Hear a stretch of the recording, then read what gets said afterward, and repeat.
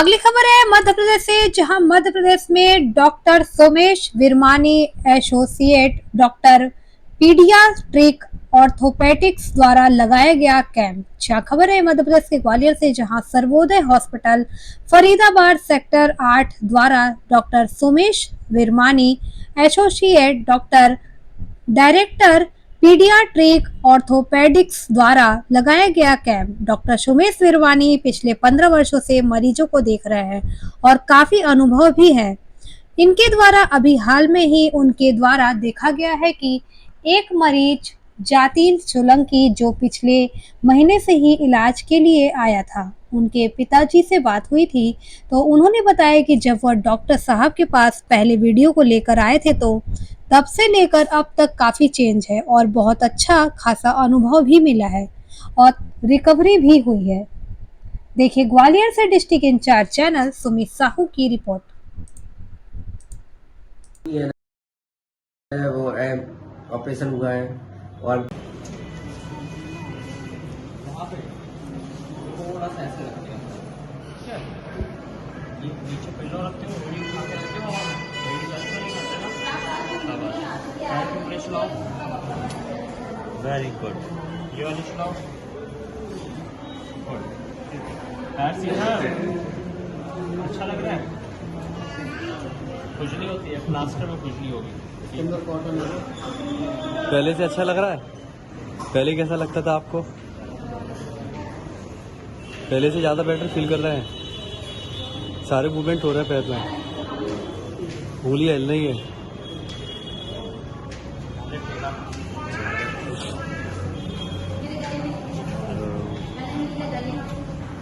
आपका नाम क्या बेटा? आपको इशू क्या था पहले? प्रॉब्लम क्या थी आपको? अब नॉर्मली ठीक हो गए आप? धीरे धीरे रिकवरी भी हो रही है ना?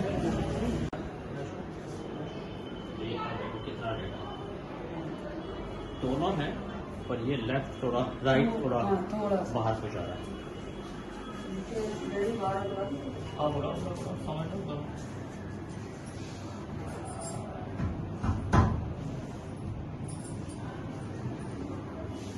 ज़्यादा बड़ा इशू तो नहीं सर? नहीं मैं से बोला मैं यही सोच रही हूँ कि अच्छे डॉक्टर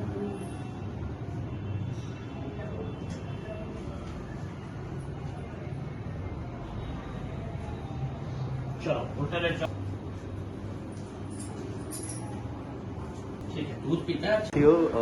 हम लोग हॉस्पिटल आए हुए हैं और जतिन के पिताजी भी बैठे हुए हैं और डॉक्टर साहब भी बैठे हुए हैं। तो कंसर्न करते हैं कि किस तरीके से पेशेंट पहले आया था और उसमें क्या क्या ट्रीटमेंट हुए। तो पहले तो सर से बात करते हैं। सर आपका नाम? मैं डॉक्टर सोमेश विरमानी हूँ। मैं डायरेक्टर हूँ paediatric orthopaedics Sarvodaya hospital sector 8 और मैं बच्चों की बोन एंड जॉइंट जो हड्डी और जोड़ की जो बीमारियाँ होती हैं उनको का इलाज करता हूँ। सर पहले जो जतिन नाम का पेशेंट आया हुआ है, जतिन, उसको क्या इशू था सर स्टार्टिंग से? जतिन को जो बीमारी है उसका नाम है ऑस्टियोजेनेसिस इम्परफेक्टा। जतिन को जो बीमारी है उसका नाम है ऑस्टियोजेनेसिस इम्परफेक्टा। ऑस्टियोजेनेसिस इम्परफेक्टा में क्या होता है कि हड्डी अपने आप बार बार टूटती है, छोटी सी चोट से या चोट ना भी लगे, जरा सा झटके से टूट जाती है और उसमें स्ट्रक्चर उसकी फॉर्मेशन ही डिफेक्टिव होती है, जिसकी वजह से छोटी मोटी, जिसमें नॉर्मल आदमी को कुछ खरोच भी आएगी उनको हड्डी टूट जाएगी। तो हड्डी बार बार टूटती है तो फिर वो टेढ़ी होने लगती है। तो उसी की वजह से जतिन पिछले मेरे ख्याल से 3, 4 से 5 सालों से चल भी नहीं रहा था। जो उसकी टांग घुटने की नीचे की हड्डी है, टांग की हड्डी जो ऐसे स्ट्रेट होनी चाहिए, वो लगभग ऐसे घूमी हुई थी। ऐसे हमारे पास एक्सरेज और पहले के पिक्चर्स हैं और ये बहुत कॉमन प्रॉब्लम है बच्चों की, जो क्योंकि मैं सिर्फ पीडियाट्रिक ऑर्थोपेडिक्स प्रैक्टिस करता हूँ तो ऐसे काफ़ी सारे बच्चे आते हैं। तो ये ग्वालियर से एक था, ये पहला ऐसा केस जिसमें ऐसा टेढ़ापन बहुत ज़्यादा था। तो अब अगर हम उसकी बोन क्वालिटी किसी तरीके से इम्प्रूव करें भी और फ्रैक्चर्स ना भी हों तो वो चलो चलने लगेगा, लेकिन टेढ़ी हड्डी से कैसे चलेगा? तो पहला काम हमारा ये था कि हम उस टेढ़ी हड्डी को सीधा करें।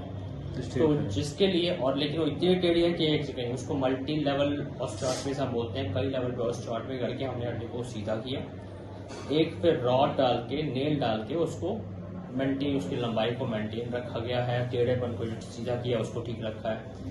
तो अब उसकी दोनों हड्डियां, दोनों पैर, हमने दोनों पैर किए हैं वो, अब उसकी दोनों हड्डियां सीधी हैं, अभी प्लास्टर में है, हड्डी जुड़ जाएंगी थोड़े समय में, और जैसे ही जुड़ेंगी उसके बाद हमारा काम, पेरेंट्स का काम होगा कि एक्सरसाइज करवाएं, यानी प्रटी होपफुल के बच्चे का जो टेढ़ापन है ठीक होने के बाद वो चलने लगेगा।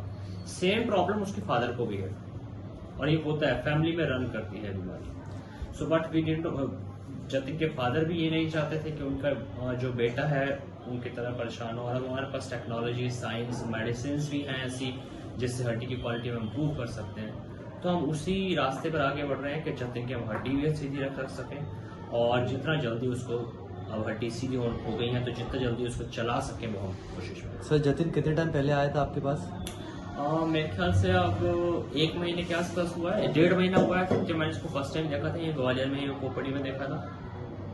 तो पहले से और अब में कितना इम्प्रूवमेंट हो गया उसमें? सो जो इसका मेन इम्प्रूव प्रॉब्लम था हड्डी टेढ़ेपन का, वो दोनों सीधी हो चुकी हैं, ऑल्दो इसकी बाकी हड्डियां भी टेढ़ी हैं, बिकॉज ऑस्टियोजेनेसिस इम्परफेक्टा पूरी बॉडी की हड्डियों को इन्वॉल्व करता है, बट सबसे मेजर प्रॉब्लम इसकी नी के नीचे की, यानी कि टिबिया में थी, वो अब दोनों सीधी हो गई हैं। सर आप कितने टाइम से पेशेंट वगैरह देख रहे हैं हड्डियों के? मैं ऑर्थोपेडिक्स 2008 से प्रैक्टिस कर रहा हूँ, और रादर 2006 से, कुछ समय मैंने उसमें 2006 से प्रैक्टिस कर रहा हूँ, और 2011 के बाद से मैं एक्सक्लूसिवली पीडियाट्रिक ऑर्थोपेडिक्स, यानी कि सिर्फ बच्चों की जो मॉडर्न जॉइंट डिजीज हैं उनको मैनेज कर रहा हूँ, क्योंकि मैंने उससे पहले फेलोशिप की थी CMC वेलोर में 2 साल तक, तो 2011 से मैं सिर्फ वही कर रहा हूँ पीडियाट्रिक ऑर्थोपेडिक्स। सर एडल्ट्स वगैरह भी देखते हैं आप या वैसे? नहीं, 2011 के बाद से मैंने कभी कोई एडल्ट नहीं, सिर्फ बच्चों की ही मैं bone and joint disease treat करता हूँ। बात करते हैं जतिन के पिताजी से। नमस्कार सर, कैसे हैं आप? आप पहले काफ़ी टाइम पहले किसी और को दिखा सकते थे कि पहले सर को दिखाया आपने? नहीं, पहले मैंने काफ़ी डॉक्टरों को दिखाया, क्योंकि मैं खुद इस चीज़ से जो बहुत जुड़ा हूँ, क्योंकि मेरी मिसेज और मेरा जतिन भी कोई मिसेज में हैंडीकैप है, और मैं भी थोड़ा उसका प्रॉब्लम में हूँ। तो आपको कंसल्ट किसने किया था सर के लिए? सर के लिए कंसल्ट मेरे साला है, तो उनके पास एक झांसी में उनको देखा था उनकी लड़की को, तो उन्होंने मेरे को बताया कि यहाँ डॉक्टर साहब आए हैं ग्वालियर में दिल्ली के, तो मैंने उनके जरिए फिर मैंने दिखाने में क्या अर्ज है।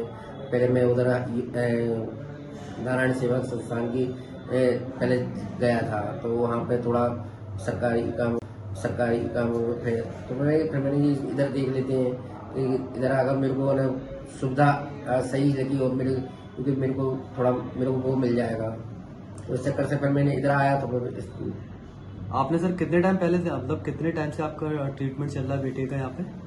अभी 1 महीने तक। और 1 महीने में आपको कितना लगा कि बेटा कितना इम्प्रूवमेंट हो चुका है?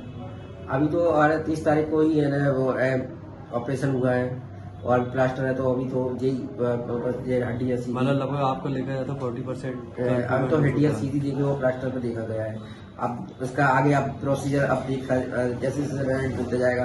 तो आप किसको कंसर्न और करना चाहेंगे डॉक्टर सर के लिए?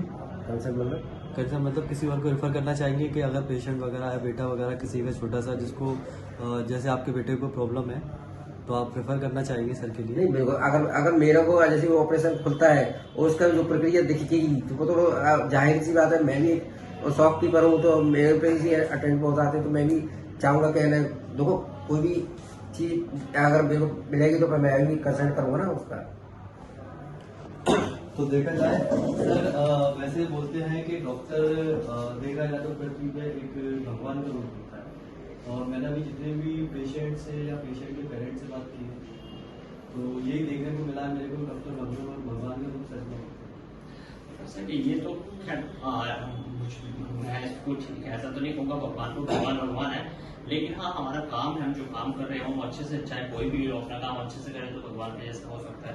तो हम यही कोशिश कर रहे हैं कि मेरा काम है पीडियाट्रिक ऑर्थोपेडिक्स प्रैक्टिस करना, तो मैं यही कोशिश कर रहा हूँ कि बच्चों की जो प्रॉब्लम्स हैं बोन एंड जॉइंट की, को जितना साइंटिफिकली बेस्ट तरीके से और अपनी कैपेबिलिटी से जितना बेस्ट कर सकूँ, मैं वो कोशिश कर रहा हूँ। आई एम होपफुल कि over a period of few years, we should be able to affect maximum children and help maximum children. Sir आपने अभी तक जितने पेशेंट देखे होंगे उसमें कितना आपका एवरेज आता है कि इतना परसेंट मैंने मेरा जो 100% में से इतना परसेंट मेरा पेशेंट आप इम्प्रूवमेंट की बात करें, इम्प्रूवमेंट की बात देखो ऐसा है कि पर्सन की रेपुटेशन मेरे को कभी आज तक समझ नहीं है, बहुत सारे पेशेंट्स कहते हैं, बट हमारी कोशिश तो अगर आप पर्सन कुछ तो हमारी कोशिश तो 100% भी होती है, लेकिन हाँ मैं पीडियाट्रिक ऑर्थोपेडिक्स करता हूँ जिसमें बहुत सारे बच्चों की पैदाइशी टेढ़ापन होता है या सेरेब्रल पाल्सी होती है। अब सेरेब्रल पाल्सी में जो रूट कॉज है ब्रेन का, दिमाग का, वो हम ट्रीट नहीं कर पाते, लेकिन फिर भी हमारे जॉब हमारे पास अब जो टेक्निक्स हैं, जो नॉलेज है, उससे हम बच्चों को काफी फायदा कर पाते हैं, उनको काफी पहले से इम्प्रूव कर पाते हैं, बेटर चलते हैं। जैसे जतिन की बात करें, आई एम होपफुल कि थोड़े समय में वो काफी जो चल नहीं रहा वो चलने लगेगा, और लोग शुरू में सपोर्ट से चलेगा, फिर बिना सपोर्ट के भी चलेगा। सो ये थोड़ा स्लो प्रोसेस है, but definitely we are able to help them a lot and improve their quality of life. Sir जैसा अभी देखा जा रहा है कि मैनुअल और रोबोटिक्स भी टेक्नोलॉजी आ गई है, तो मे भी हम ज़्यादा यूज किसका करते हैं, रोबोटिक्स से मैनुअल? देखिए मेरी प्रैक्टिस में रोबोटिक का ऐसा कोई एप्लीकेशन में नहीं है, कोई रोबोट है भी नहीं, लेकिन हाँ टेक्नोलॉजी को हम जितना यूज कर सकें, डिफॉर्मिटी कितनी है उसको एक्सैक्ट क्वांटिफाई करना टेक्नोलॉजी से, उसकी लिए प्लानिंग करना, वो हम डेफिनेटली हम तो काफी सालों से जितना हम अपने आप को प्रिसाइज कर सके प्रिसीजन के लिए यूज करते हैं। बट रोबोटिक्स का पीडियाट्रिक ऑर्थोपेडिक्स में ऐसा कोई रोल नहीं है, बट हाँ टेक्नोलॉजी को हम यूज करते हैं और better results and good precision. जैसा कि आप लोगों ने देखा कि हम लोगों ने डॉक्टर सर से भी बात की और उनके जो पेशेंट के पिताजी हैं, पेरेंट्स हैं, उनसे भी बात की, और ज़्यादातर देखने को ये मिला है कि अगर आप चाहें तो कुछ भी कर सकते हैं, है ना। तो मैं चाहूँगा कि आप एक बार आएँ और सर से कंसल्ट करें।